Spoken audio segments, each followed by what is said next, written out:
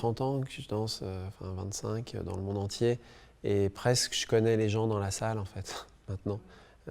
Donc il y a un problème de public, et moi j'ai l'impression que le fait de se déplacer, le fait d'aller dans des lieux qui a priori ne sont pas identifiés pour la danse, comme je fais à Los Angeles, on danse où il y a des gens. Donc on danse dans les cinémas, les galeries d'art sont pleines, donc on danse dans les galeries, on danse dans des musées, on danse dans la rue, à downtown. Je pense qu'on doit aller vers les gens.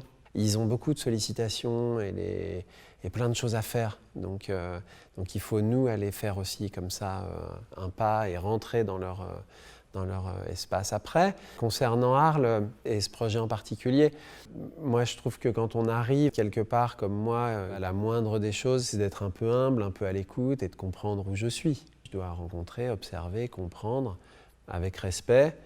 Et puis à partir de là, quand j'ai un peu des éléments, des sensations, des intuitions, alors on commence à bâtir. Le slow show, c'est comment un projet réunit finalement une communauté éphémère. Le temps de travail qu'on a, c'est pas un temps durant lequel je leur apprends des mouvements de danse. C'est un temps durant lequel on explore les personnalités de chacun. Différences physiques, différences de culture, les rêves de chacun, les fantasmes de chacun, les cauchemars, les anxiétés.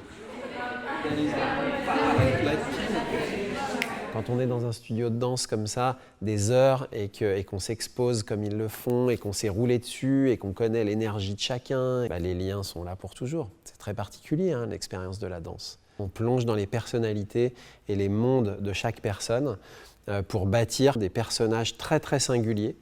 Ils viennent même avec leurs propres vêtements, qui peuvent être des vêtements très très spectaculaires ou des vêtements liés à leur pratique physique ou artistique. Ce qui les réunit, c'est la lenteur, c'est le temps. Dans ce spectacle, ils sont tous occupés à résister au temps, à étirer le temps. Et c'est ce qui fait que finalement ils sont ensemble. C'est vraiment un mouvement, mais avec un temps qui est tellement étiré qu'on ne le voit pas. Pour atteindre cette lenteur-là, c'est presque de la violence.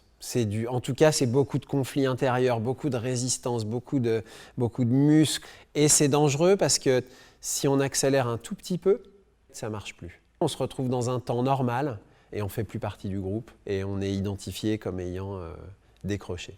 C'est un mouvement qu'on fait en 20 minutes, ça transforme son identité. Je m'explique. Si je fais un mouvement pour vous serrer la main, dans cette vitesse-là, il est compréhensible, il est normal. Mais si je le fais très vite, c'est une attaque. Et si je le fais vraiment très très lentement, on peut se raconter plein de choses sur le trajet. On peut se dire c'est la moitié d'une main qui irait applaudir, c'est quelqu'un... En fait, on ne sait pas. C'est pas du tout statique, ça se bouge tout le temps, ça se transforme tout le temps. Donc cette chose-là, entre l'immobilité et la mise en mouvement, c'est quelque chose que je voulais aller chercher à travers ce travail sur la lenteur.